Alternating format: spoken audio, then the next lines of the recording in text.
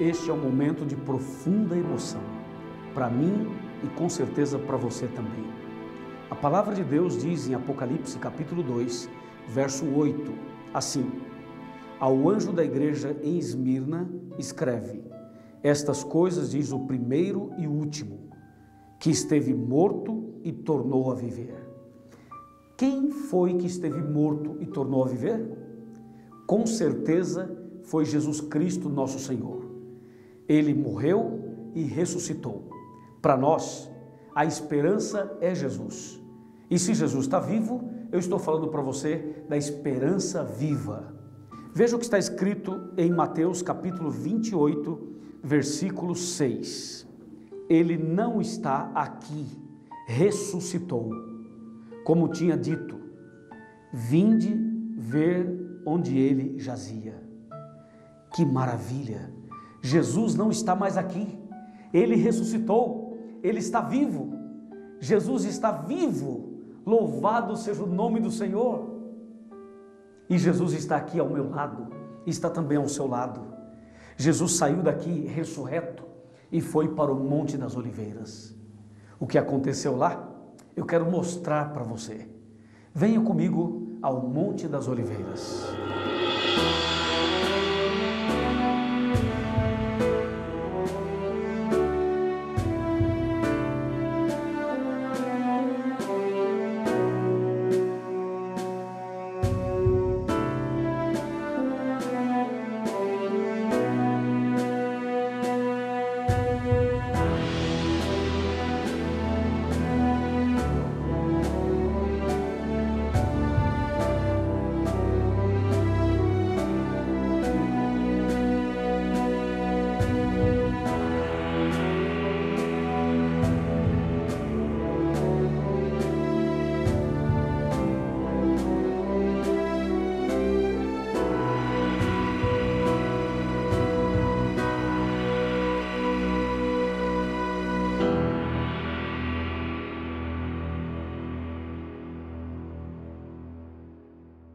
Já estou aqui no Monte das Oliveiras, esse lugar extremamente significativo para a história do cristão, para a história da humanidade.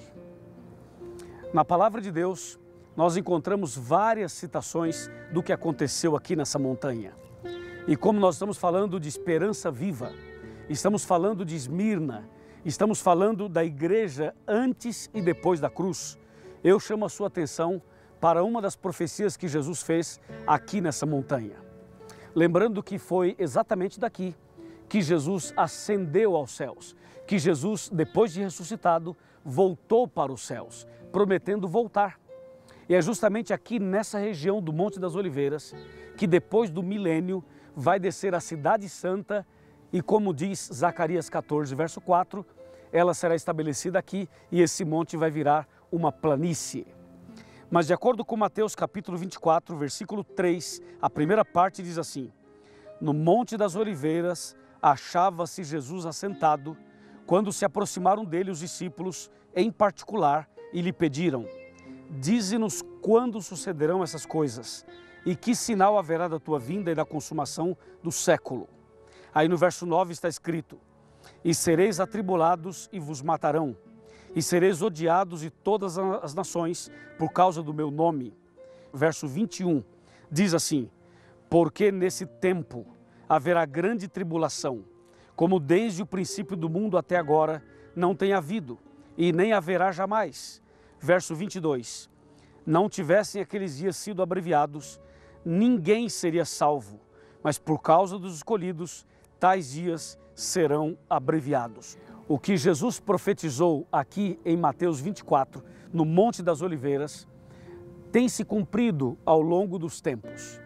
E um dos momentos em que essa profecia tem também o seu cumprimento é justamente na segunda fase da igreja cristã, conhecida como Esmirna, quando em Apocalipse capítulo 2 fala que a igreja teria uma tribulação de 10 dias e diz: seja fiel até a morte e dar-te-ei a coroa da vida. Ou seja, a profecia de Mateus 24 está ligada com Apocalipse capítulo 2. E essa ligação mostra exatamente que quando Jesus escreveu a sua carta à igreja em Esmirna, Jesus chamava a atenção para esse fato. Jesus está chamando a atenção para o momento em que a igreja passaria por uma forte e terrível tribulação. Mas Jesus também diz que assim como ele morreu e ressuscitou, assim a igreja que seria perseguida, ela também seria triunfante, ela venceria, ela também teria o seu renascimento, ou seja, ela seria fortalecida pela graça de Deus e ela seria finalmente vitoriosa. E essa mensagem é uma mensagem também para a sua vida, para o seu coração. Ou seja, você também pode passar por tribulações, por lutas, por dificuldades e até por perseguições. Mas Jesus disse: seja fiel até a morte e te darei a coroa da vida. Talvez você esteja passando por tribulações, por lutas, por dificuldades. Talvez você esteja passando até por perseguições. Mas não desanime, não se entregue, não desista. Porque assim como Jesus morreu e ressuscitou, há poder no nome dele para ressuscitar você, para transformar você. Você pode recomeçar, você pode iniciar tudo de novo, você pode renascer em Cristo Jesus. O mesmo Jesus que dessa montanha ascendeu aos céus, dessa mesma montanha, ele ressuscitado voltou para o Pai. Ele prometeu voltar e em breve ele voltará. E por isso há poder no nome de Jesus, há poder nas suas palavras, há poder nas suas promessas. E eu tenho certeza absoluta que em Cristo você será mais que vencedor. E para saber um pouco mais sobre esse assunto, a parte um pouco mais histórica da carta de Jesus a Esmirna, para você saber mais sobre a esperança viva, eu te convido a ir comigo à cidade de Esmirna.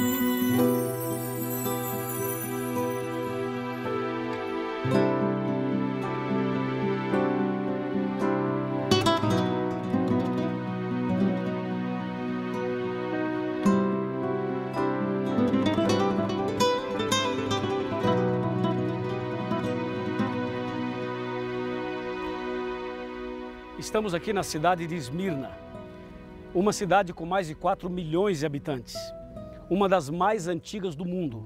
Ela está bem perto aqui do Mediterrâneo, do Mar Egeu. E essa cidade representa a segunda fase da igreja cristã, a qual Jesus enviou uma das 7 cartas. Esse lugar se torna muito importante e por isso eu estou aqui para te falar um pouco sobre essa região, sobre o que aconteceu aqui e daqui, claro, influenciando o mundo cristão. Esse lugar em que eu estou aqui, você pode ver, representa a região mais antiga da cidade.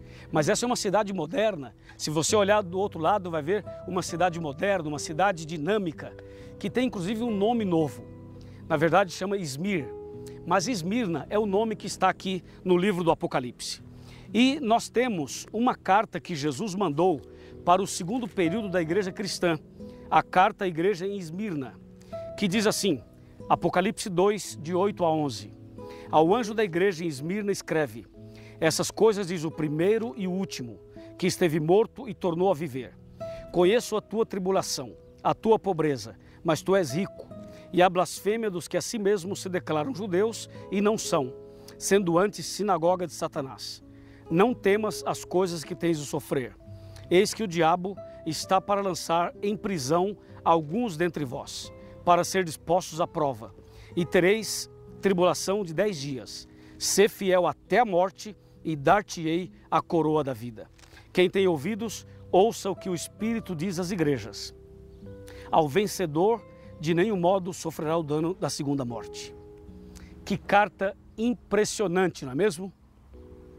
Nessa carta, Jesus começa se apresentando como aquele que esteve morto e tornou a viver. Isso já declara de início a mensagem de Esmirna, uma cidade que foi destruída e reconstruída várias vezes. Ou seja, esteve morta e tornou a viver. E essa mensagem de estar morto e tornar a viver é uma mensagem que tem tudo a ver com você e comigo também. Quantas vezes a gente tem que recomeçar? Quantas vezes temos que começar tudo de novo, não é verdade? Pois é, essa cidade passou por essa experiência. E a mensagem, que é uma mensagem universal, significa ou está focada e significa o que está no verso 10. Um período da igreja cristã em que a verdade foi perseguida, em que a igreja foi perseguida, em que os cristãos sofreram uma terrível tribulação. E essa tribulação, essa perseguição foi dirigida por Diocleciano, um dos líderes de Roma, do Império Romano. Foi a pior perseguição do início da igreja cristã. Ou seja, eles colocaram realmente toda a pressão em cima dos cristãos para que estes abandonassem os princípios da Bíblia, para que os cristãos deixassem os princípios doutrinários verdadeiros. Lembre-se que no período de Éfeso, a igreja manteve a fidelidade. No período de Esmirna, do ano 100 ao ano 323, a igreja continuou mantendo os princípios, mas ser fiel custou caro. E ser fiel até hoje, com certeza, tem que pagar um alto preço. E a igreja, por ser fiel a Deus, ela foi perseguida realmente. Inclusive, uma das pessoas que morreu aqui como mártir foi Policarpo. Policarpo era um dos líderes da igreja cristã nesse lugar. E ele morreu, foi exposto em público, justamente por ser fiel até a morte aos princípios da palavra de Deus. Esses 10 dias que menciona aqui de perseguição representam 10 anos literais, porque um dia profético equivale a um ano. Essa perseguição terminou no ano 313. E quando terminou no ano 313, ficou muito claro de que vale a pena ser fiel. Por isso a palavra de Deus diz: ser fiel até a morte e dar-te-ei a coroa da vida. Ou seja, Deus está chamando pessoas que sejam fiéis, pessoas que estejam dispostas a recomeçar, pessoas que, se cometeram algum erro no passado, não tenham vergonha de se ajoelhar, de confessar seus erros e de recomeçar, de reconstruir a vida, de reconstruir, quem sabe até mesmo o relacionamento, de reconstruir o relacionamento com Deus e, por que não, com as pessoas e com a família. Esmirna representa uma fase de perseguição e martírio, mas é também uma fase de cheiro suave, é também uma fase em que a igreja conseguiu testemunhar, conseguiu se manter firme nos princípios da palavra de Deus. Esta é a mensagem de Deus para você, a mensagem de ser fiel, a mensagem de não ter vergonha de recomeçar, a mensagem de tomar uma decisão para reconstruir. A carta que Jesus mandou para Esmirna e as outras cartas que ele mandou para as 7 fases da igreja tem exatamente esse contexto. Ou seja, Deus sempre teve um povo e sempre manteve sua verdade firme a despeito das tribulações e das perseguições. Hoje é tempo de recomeçar, reconstruir um relacionamento para com Deus e para com o próximo, para com as pessoas. Está disposto a fazer isso? Está disposto a tomar essa decisão? Então eu te convido agora a ir comigo até o Rio Jordão para que você possa ver na prática o que significa ser fiel até a morte para receber a coroa da vida.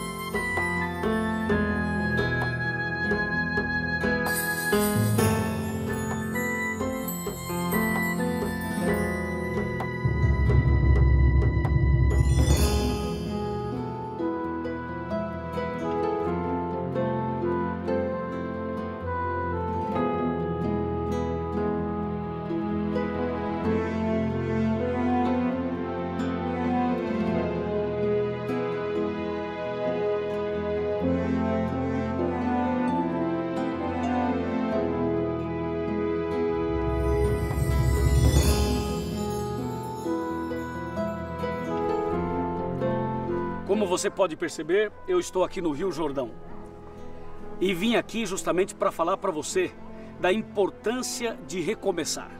A cidade de Esmirna foi destruída e foi reconstruída várias vezes. Jesus morreu e ressuscitou e tornou a viver. Chegou a hora de você tomar essa mesma decisão.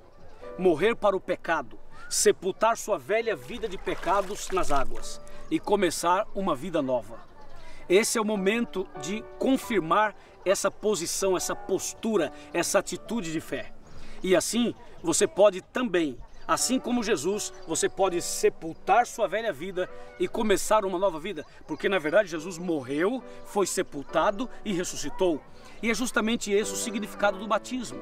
Então, aqui nas águas do Jordão, eu convido você para tomar uma decisão, para entregar sua vida a Jesus, para recomeçar, para começar tudo de novo, para deixar a velha vida, para sepultar os pecados e para sair das águas, recomeçar, sair com um coração lavado, uma vida purificada, um coração cheio da graça e do poder de Deus. Você aceita esse convite? Você quer ser batizado? Você quer fazer parte da igreja adventista? Então venha com a gente. Tome essa atitude, essa decisão e Deus vai abençoar você grandemente. Vamos fazer uma oração. Querido Pai Celestial, de dentro do Rio Jordão, eu elevo a Ti a minha prece em favor dessa pessoa que tomou uma decisão de nascer de novo, de começar uma nova vida. Eu entrego essa pessoa nas Tuas santas mãos, para que ela seja batizada e possa assim receber a bênção do novo nascimento. Em nome de Jesus, amém. Que o Senhor te abençoe e te guarde.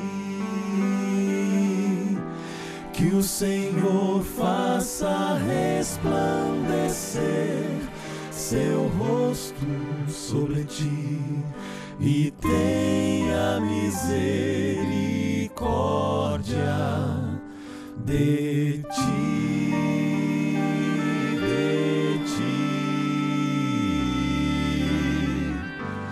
Que o Senhor sobre ti levante o seu rosto e te dê